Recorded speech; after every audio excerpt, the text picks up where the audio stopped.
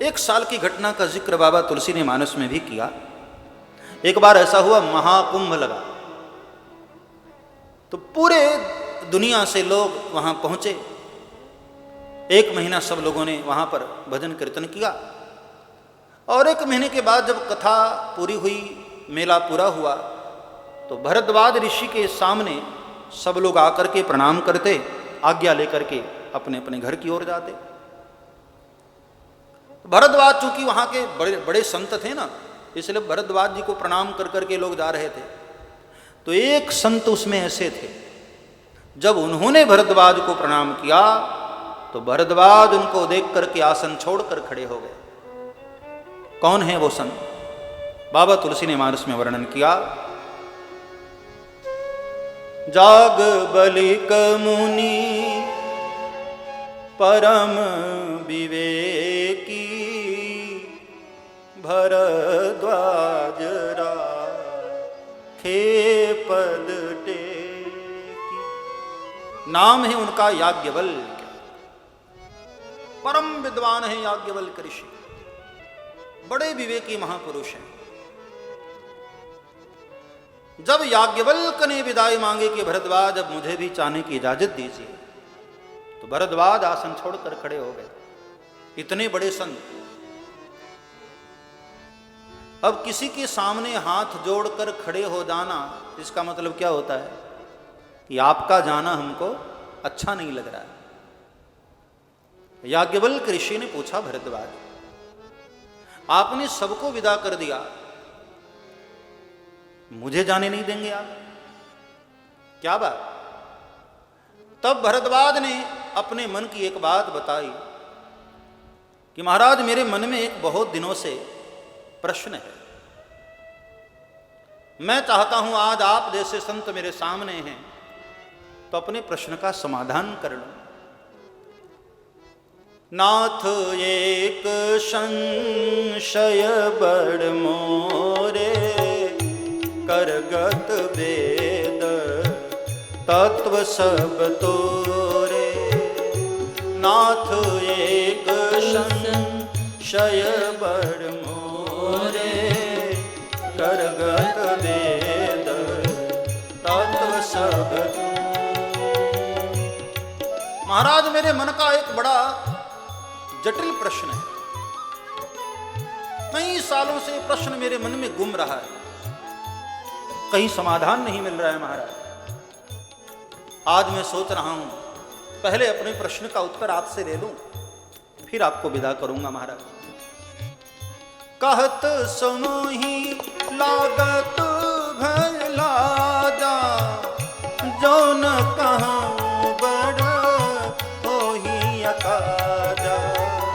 कहत सुनो ही लागत भला जा,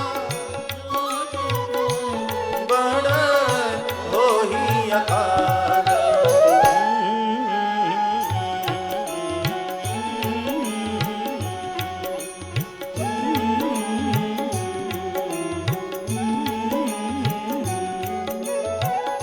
नाथ एक संशय बड़ मोरे, करगत वेद तत्व सब तोरे।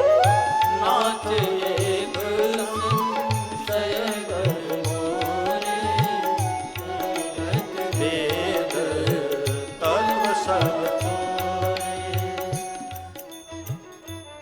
पूछने में महाराज शर्म भी आ रही है, और नहीं पूछूंगा बहुत दिक्कत हो जाएगी महाराज। क्योंकि मैंने सुना है ऐसा कि व्यक्ति जब अपने ही गुरु के साथ कपट करता है ना, तो उसको कभी भी सच्चा ज्ञान नहीं होता। बहुत ध्यान से सुनना, एक बड़ी ज्ञान की बात बताई यहां पर। संत कहीं असनीति प्रभु श्रुति पुराण मुनि गाव, हो ही न विमल विवेक उर गुरु सन किए दुराव। किसी संत के साथ, सदगुरु के साथ, किसी महापुरुष के साथ कभी कपट नहीं करना चाहिए, कभी भी झूठ नहीं बोलना चाहिए, वरना हमारे भीतर कभी भी सच्चा ज्ञान नहीं होता। जब भी कोई संत महापुरुष मिले वहां ज्यादा प्योर रहना चाहिए, ज्यादा सत्य रहना चाहिए। संत कहीं असनीति प्रभु श्रुति पुराण मुनि गाव, सभी लोग कहते हैं ऐसा। वेद पुराण उपनिषद शास्त्र सब में ये जिक्र आता है, कभी भी संत और भगवंत के सामने, सदगुरु के सामने कपट नहीं करना चाहिए। मन में कुछ हो और ऊपर ऊपर कुछ हो, ऐसा नहीं। दिल खोल करके वहां जो है वो कह देना चाहिए। गुरु से कपट करने वाले को कभी भी सच्चा ज्ञान नहीं मिलता है। एग्जाम्पल के रूप में आप देखो, उदाहरण महाभारत में कर्ण को धनुर्विद्या सीखनी थी, तो गुरु द्रोणाचार्य के पास गए। उनको लगा कि तो पक्षपाती हैं, अर्जुन को ज्यादा सिखाएंगे, तो परशुराम जी के पास गए। और परशुराम उस वक्त धरती के सबसे बड़े धनुर्धर, उनके समान कोई शस्त्र विद्या में पारंगत नहीं। लेकिन परशुराम की प्रॉब्लम ये थी, ब्राह्मणों को ही सिखाते थे, क्षत्रियों को नहीं। तो कर्ण ने झूठ बोला, ब्राह्मण का वेश बना लिया और झूठ बोल करके गए, सारी विद्या सीख ली। एक दिन की घटना, गंगा के तीर पर परशुराम जी बैठे हुए थे, नींद आने लगी तो कर्ण के ही जंघे पर अपना सिर रखकर विश्राम करने लगे गुरुदेव। और बड़ी गहरी नींद आ गई। गंगा का किनारा, शीतल हवा चल रही है, बढ़िया नींद आ गई। अब इतने गहरी निद्रा में सो गए, उसी समय जल से एक कीड़ा निकला, कर्ण की ओर आता रहा। देखते रहे कर्ण, और उनके पांव में नीचे से कीड़ा काटने लगा, और काटते हुए वो कीड़ा पांव में घुस गया। कर्ण को बड़ी भयानक वेदना हो रही, बड़ी पीड़ा हो रही, लेकिन कर्ण ने कुछ किया नहीं, चुपचाप सहन करते हुए बैठे रहे। और हुआ ये कि वो कीड़ा काटते काटते काटते पैर को पार कर गया, खून की धार बह पड़ी। लेकिन कर्ण ने गुरुदेव को उठाया नहीं, क्योंकि गुरुदेव से ही सुना था कि किसी गहरी निद्रा में सोने वाले व्यक्ति को जगा देना बहुत बड़ा अपराध होता है। और अपने गुरुदेव इतनी गहरी निद्रा में सोए हैं, कैसे उठाऊं? सहन करते रहे।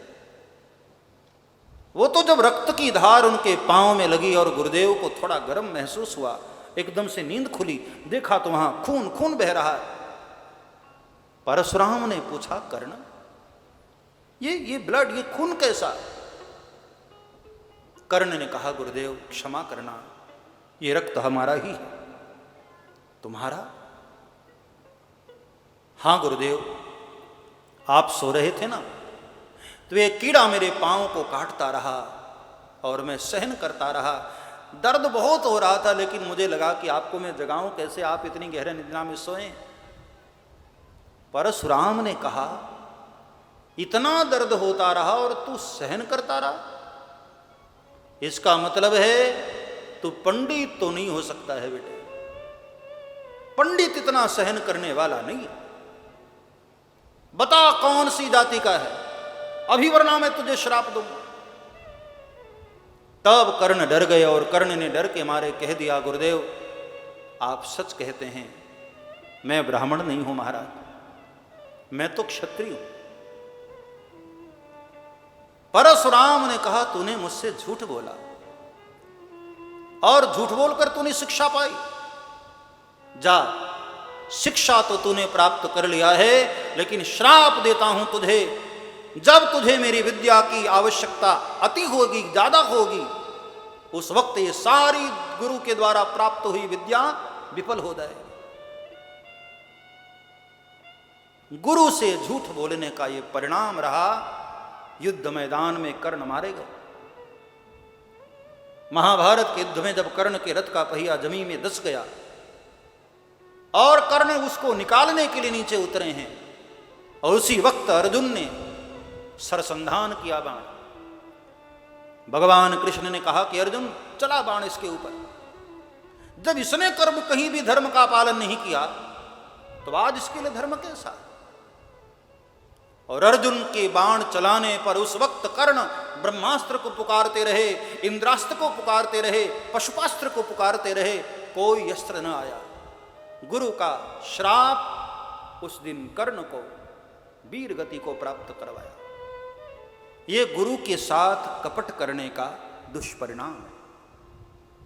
इसलिए रामायण ये कहती है, संत कहीं असनीति प्रभु श्रुत पुराण मुनि गाव, हो ही न विमल विवेक उर गुरु सन किए दुरा।